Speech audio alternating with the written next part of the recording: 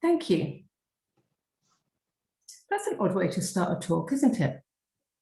You normally say thank you at the end, but I'm saying thank you at the beginning. That's because I want to thank you all for coming to listen to an actually autistic woman. Our voices are so rarely heard that it's really, really lovely that you've come to listen to an autistic woman.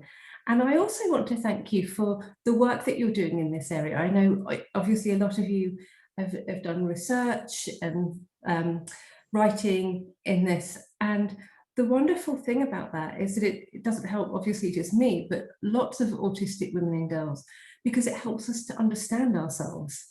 And that's an amazing gift. In fact, it's even better than this gift, which I was given for my birthday, my last birthday. This is the script books from the first 3 series of the TV show Inside Number 9. They're signed as well. Inside Number 9 is one of my autistic special interests. That's why I love that set so much. It's nearly lunchtime, so I'd like to start by inviting you to lunch. So as it's virtual, we're just going to have to pretend here. But I've got lasagna here. It's frozen. I actually had a homemade one, but I ate it. I actually ate my prop for this talk, so I had to go to the co-op and buy another one. So I've got this frozen lasagna here. I suppose you want me to microwave it, do you? You don't want it frozen. You would like this heated up so it's nice and warm. Have you ever had that thing where you've microwaved a lasagna and you're eating it and then you get to the bit in the middle that's still frozen and it's really gross? So I've offered you this lasagna, you've asked me to microwave it, and then you've got to the frozen bit and you're asking me to microwave it again because what I did wasn't good enough. So I'm feeling now that you're being maybe a little bit difficult about the food that I'm trying to give you because you're asking me to heat it up. For dessert, we've got some ice cream. This is Co-op Irresistible West Country Cream Clotted Cream Vanilla Ice Cream. It's a lot of words, repetition of the word cream, isn't it? So I've got these 2 frozen things for your lunch. You want me to heat up the lasagna because it's frozen. Do you want me to heat the ice cream in the microwave as well? No. So hang on, I'm confused. I've offered you 2 frozen things. You want one heated, but you want to eat the other one frozen. It's all, like, now it's getting really confusing because you're asking quite a lot, and I've offered you 2 things that have come out of the freezer and you're saying you want them served differently. All the autistic people you meet are following a similar set of rules and desires as you are when you don't want to eat frozen lasagna or when you don't want to eat melted ice cream. And these rules and desires aren't always apparent to other people, but they are there, and they make as much sense as wanting to eat your food at the right temperature. How did you feel when I started saying that you were fussy or being difficult or asking too much of me? That wasn't very nice, was it? And you might have felt, if this was a real situation, you might feel upset, or you might feel angry, or you might even argue with me. But particularly for the women here, you might not say anything. You don't want to make a fuss, pretend everything's fine. And women not making a fuss is one of the reasons why our autism is not diagnosed, treated, or represented. With that, I'm going to start sharing my slides here. Someone's already set it for me. Thank you, whoever did that. Can you see that okay? It should say autism in women, underdiagnosed, underserved, and underrepresented. Can you see that?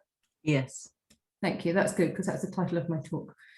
So this is what I'm going to be going through, these 3 things in today's talk with the help of my visual aids. All of these are connected to my special interests, by the way. So before I crack on, I'd just like to tell you a little bit about me. I'm a neurodiversity consultant, and that means I go into businesses and I do training, workshops and coaching to help with neurodiverse inclusion. It's not just awareness, because you're aware of autism, right? It's more about including people, making sure they can do their best work, celebrating them, working on people's strengths. And we do one-to-one coaching for the same reason, so people can be productive, they can be happy, they can do the stuff that they're good at. I'm autistic, as you've probably gathered. I've also got ADHD. I have prosopagnosia, which is face blindness. It means I can't recognize people, so following films is a bit of a challenge. And I'm mildly dyspraxic. And I also co-founded the Neurodiversity Association, which is a professional association, and we exist to help improve standards in the industry, to to share knowledge, to have respectful debates and things like that. And it's a really good group. So first of all, the question that we're asking is, are autistic women different? And I really love this, this quote from the author Kate Fox. She says, I don't think there's an inherent difference between autistic men and women. What there is a difference in is how society treats and socializes males and females. So the difference is in how society treats and socializes males and females. I just want to say, by the way, here, I use the terms girls and women and men and boys in this talk. I'm talking about all women and all kinds of men. So this is inclusive of people who are trans and non-binary, because it's about how other people treat you, not about maybe who you are. So autism in women, it's underdiagnosed. Let's have a look at the diagnosis gap. So this pie chart is showing you the diagnosis gap according to the Center for Disease Control in America. They say there are 4 times as many males to females who are autistic. So you can see it on the pie chart. It doesn't look like such a big deal. And in fact, the National Autistic Society here in the UK says the estimated ratio of autistic males to females is actually closer to 3 to 1, which I've seen a few other places as well. So on this pie chart, it doesn't look like such a big deal, does it? But let's have a look at the diagnostic rates, because the estimated rates of autism and the diagnostic rates are different. And the entire body of evidence points to the fact that women and girls are underdiagnosed with autism. So look at the diagnosis gap here. So you've got 1.8% of men are diagnosed with autism versus 0.2% of women. That's a big gap. And what's interesting is if you look at that as a percentage of population, look what happens. So on this graph, you've got both bars going to 100%, representing 100% of the population. And you can see a little sliver of yellow down at the bottom of the men's column, representing the 1.8% of men who are diagnosed with autism. But look what has happened to the women. This graph is generated from the same data as the previous one. But because the percentage of women diagnosed with autism is so small, they have literally disappeared. You can't see them. They've vanished. They're invisible. And that's where we have the problem with the underdiagnosis of women with autism. Let's have a look at the diagnostic criteria. This is autism in a nutshell from DSM-5, very, very much edited to sort of make it succinct. So here's what they say. Autism is persistent difficulties with social communication and social interaction. Restricted and repetitive patterns of behaviours, activities or interests to the extent that these limit and impair everyday functioning. So let's have a look at how that might manifest itself in a girl or in a woman.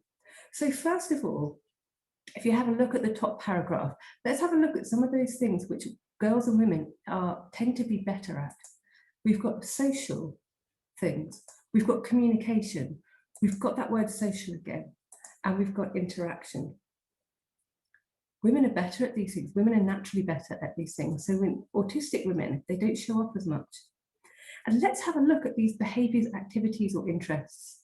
One thing we found is that when it comes to autistic men, their interests can be quite unusual. And when it comes to women, the behaviours, activities or interests don't tend to necessarily be particularly unusual, which is why it goes unnoticed. It's the intensity of those behaviours and activities and interests which indicates autism. But because no one's really looking at the intensity, just what they are, that's why we're not seeing that somebody might be autistic. So some examples of behaviours you might see in an autistic woman might be something like obsessive compulsive disorder, an adherence to routines, or even something like self-harm, none of which are exclusive to autistics. What about activities? What activities might an autistic woman do?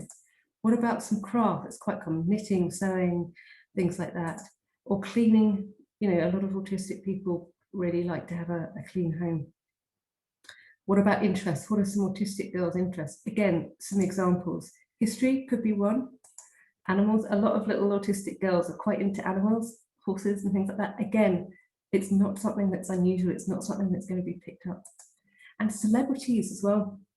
Lots of teenage girls have crushes, but again, with autism, it's the intensity of those crushes that you find in autistic women that people don't notice. Here's one of mine. This is pole dark. Lots of women fancy pole dark, don't they?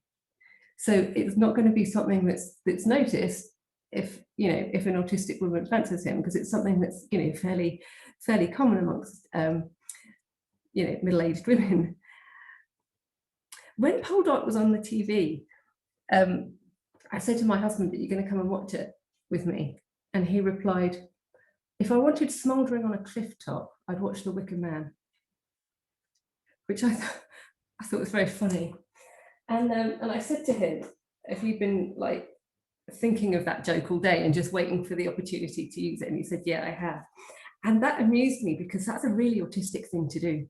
That's a thing that autistic girls do. So this stuff about us being better at the social things is actually quite superficial. We look like we're good at the social stuff, but actually it's because we do things like prepare our jokes in advance, or just get by, or stop talking when we don't know what to do. And then finally at the bottom here, we've got, to the extent that these limit and impair everyday functioning. And that is the case even if others don't see it. This is something, again, that when we don't see it because it's not obvious, we don't have, we don't necessarily realise that somebody might be struggling because they're autistic. And it's also the case even if we don't see it. I find a lot of my autistic clients, the women, they don't always realise quite how stressful it can be to be masking, to be trying to join in, to try to get through the days and deal with the challenges that they have, and they don't always realise quite what an impact it's having on them. Who here puts up with a lot of stuff? I think lots of us do, don't we? There was this American sitcom, and this guy was talking to somebody, and he didn't want to talk to her anymore, and he just said, "I just remembered something. You're boring and my legs work." And then he walked off. How many times have you wanted to do that? You just wanted to say, "Oh, actually, I don't like you," and go. But we don't, do we? We put up with stuff. We have this superficial social coping, being polite, because that's what we're told to do. Be polite, be nice. Don't tell people they're boring and just walk off, even if the effect on you is that you're tired or you're uncomfortable or whatever it might be. So I really like this quote from Gilbert Coleman in 2000. It says, "Girls display better superficial social skills, better language and communication, less inappropriate special interests and activities, and less aggressive and hyperactive behaviour than boys." So again, we're talking about how girls are, we get on better, and we're not causing fights, and we're not causing trouble, and we're quiet and we're calm. And that's one of the reasons why we're underdiagnosed. So underdiagnosis leads to lack of treatment and support. Underdiagnosed means underserved. I find this actually in my training, because when I go to people and offer my training, a lot of people don't realise the value in neurodiverse inclusion. I mean, the body of evidence is massive. We're more productive, we're not that difficult to get on with, and things like that. But even so, I do find quite often people just don't understand what we can bring to the table. So talking about head stuff, a lot of people as well who I talk to, they talk about head stuff in one group: mental illness and neurodiversity, autism and ADHD. To them, it's just one big pile of head stuff. And we find that with autistic men, this is kind of a generalization, a simplification, but in a lot of cases, if autistic men go for a diagnosis, they get diagnosed with autism, and it's fairly straightforward. But for women, autistic women, they might be diagnosed with depression first, or anxiety, or an eating disorder, or bipolar, post-traumatic stress disorder, addiction, obesity, or they might have their difficulties put down to something like shyness. It could be cultural issues, people saying you don't fit in because you're from a different culture, when it's actually because they're autistic. Being clever, not being clever, hormonal stuff, that one comes up a lot. Age or stress. And finally, somebody, if you're lucky, might go, oh wait, hang on, maybe it's autism. I feel like we have to dig down, like with this knitted Minecraft pickaxe. You have to sort of hack away at all the other stuff that's getting in the way, the mental illness or the other difficulties that people are having to sort of dig down and actually get to the real stuff at the bottom, which of course in this case is autism. So we're not being treated well enough by the medical establishment because because we're underdiagnosed and we have this diagnostic overshadowing where the mental illness stuff sort of is on top. So why don't we have a look at self-care? Why don't we try and look after ourselves instead? We could go for a lovely walk, because we know that exercise helps, and we know that being in green spaces helps. So we could go for a walk. So here I've got this lovely picture of a beautiful path through a forest. And it's a nice day, it's sunny, and there's lovely dappled sunlight on the path. So would you walk down here? Would you walk down this path? Yeah? What if it was dark? Would you do it if it was dark? What about if you fancied a run and you normally like to wear your headphones when you go for a run, listen to a bit of music? Would you run down a path on your own in a forest with your headphones on? What about if you'd read in your local neighbourhood Facebook group that somebody had been attacked down there, a woman had been attacked down there? Would you do it now?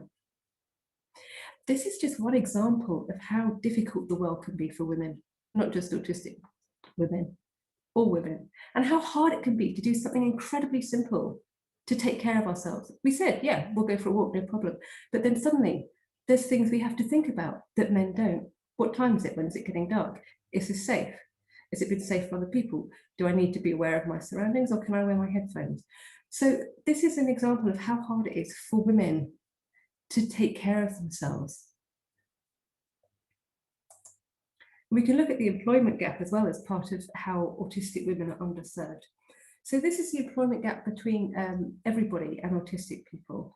So 5% of the population in the UK are currently unemployed, but 77% of autistic people in the UK are unemployed. So that's quite a big gap. And if you are an autistic woman, you're facing double discrimination, not because you're more likely to be unemployed, but because you're less likely to be promoted. You know that there are too few women on boards in this country, well, in a lot of countries, in fact. There are too few women in management positions. So if you're an autistic woman, you're more likely to be unemployed because you're autistic. And if you do have a job, you're more likely to be at a lower level because you're female. And of course, there's that comes with lower pay as well, doesn't it? The gender pay gap is currently 17%. So that means that every pound a man earns, a woman is earning 83p. So we've got this double discrimination for autistic women, another way we're being underserved. So underdiagnosis and a lack of treatment leads to underrepresentation. Underdiagnosed means underserved, and that leads to being underrepresented.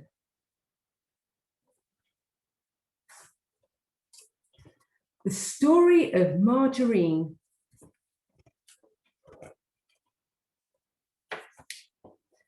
Margarine accounts for an important share of the total world consumption of fats, which are one of the basic foods essential to maintain good health. Why is it that over 400,000 tons of margarine are used every year in the United Kingdom, and how did it all begin? Imagine if I was going to spend the rest of the talk finishing reading this book The Story of Margarine. It's literally the most boring book I own. But the thing is, if I did that, you wouldn't message me afterwards and go, I really hated the bit with margarine. You probably wouldn't say anything, would you? You would disengage. And that's what we're seeing when it comes to, this being underserved and being underrepresented. It's not that people say, actually, you need to think about me, you need to consider me. We sort of stop talking, don't we? We don't engage. We don't necessarily reply to the call for respondents in research, or we don't stand up and say, no, you need to listen to me. We're not seeing things that relate to us. We're not seeing things that we can understand that are for us. And so we just disengage, and that feeds into the problem. So let's look at how we're underrepresented. This is a screenshot from a stock photo library, which I use, called Pixabay. I typed in autistic in a search bar, and this is what came up. So out of the women in these pictures, all except one of them are mothers. They're not autistic. They are with an autistic boy. There is only one autistic woman in these search results. She's down here in the purple jumper. There's also bizarrely a picture of a tree. So in this example, autistic women have the same representation as a tree. Do you like comedy t-shirts? I quite like a funny t-shirt because I've got ADHD. I've got one that says Official Space Cadet on it. I've quite wanted one for autism as well. So I had a look at those print-on-demand places where you can you order the t-shirt and they print the logo on whatever kind of t-shirt you choose. It was from one of them. And again, we're looking at real screen grabs from a real website. This is from the last week as well. This is recent stuff. So here's a t-shirt. It's got autism written upside down, and it says "Seeing the World Differently," and it's on a man. And so that's not going to fit me, and the cut is not right for me. So what I did, I scrolled down to see what other products were available, and this is what I found. Men's t-shirt, men's premium t-shirt, men's premium hoodie, men's slim fit t-shirt, unisex hoodie. Oh, unisex, probably still going to be too big because I'm quite short. Men's organic v-neck t-shirt, men's polo shirt, men's vintage t-shirt, men's premium long sleeve shirt, unisex contrast hoodie, and the unisex on there. Men's premium zip hoodie, men's organic t-shirt, unisex shawl, collar hoodie, men's ringer t-shirt, men's retro t-shirt. This went on for another 3 pages, and there were no women's t-shirts because people think women are not autistic. And do you know what the most annoying thing about this is? It's print on demand. They don't actually have to make the t-shirts till somebody orders them. So it's not like a cost thing. It's simply that they haven't thought about us. So it becomes a vicious circle. Women are underdiagnosed. That leads to us being underserved. And then we're underrepresented, like we've just seen. And of course, that leads into being underdiagnosed again. Because people think, if you're female, you're probably not going to be autistic. So how can we break this vicious circle? What can we do? Well, when it comes to being underdiagnosed, we can dig a bit deeper, like I demonstrated with the Minecraft pickaxe. We can, if we see somebody who might appear to be struggling, or who has mental health issues, or seems to have challenges that you might associate with autism, even if they don't display the way that you're used to. Maybe we can start digging a little bit deeper, seeing if there's something under there. What could it be? Could they be autistic? What about dealing with being underserved? Here we can share our resources, so we can start sharing the things that help autistic people, help us deal with our challenges, and also help us celebrate our strengths, help us get on board with the things that we're good at.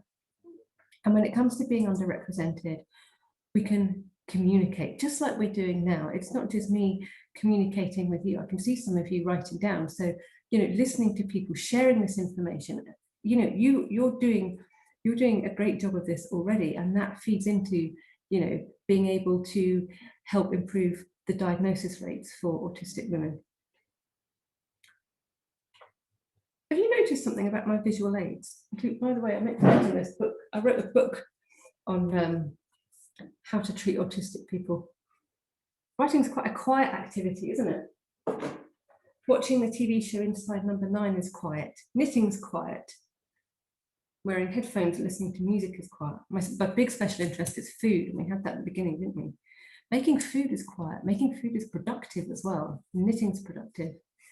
And I think one of the key issues we've got here is that autistic women are not a problem. We're quiet. We're not causing trouble for anyone. We're not a problem for anybody else. In fact, we're quite useful because we make stuff. We make things for other people. We help people. We make them food. And I think because we are not a problem for anybody else, people aren't really looking at how we might be experiencing problems ourselves. So to wrap up then, I want to encourage us to speak up for each other. We need to stop being invisible. We need to stop being quiet. We need to have our voices heard. And speaking up for other people is not always difficult for some autistic women, but speaking up for ourselves can be much, much harder. So in conclusion, I want to say that if you are autistic, I want you to know and believe that you deserve a diagnosis and treatment and representation as much as anyone else. Thank you very much.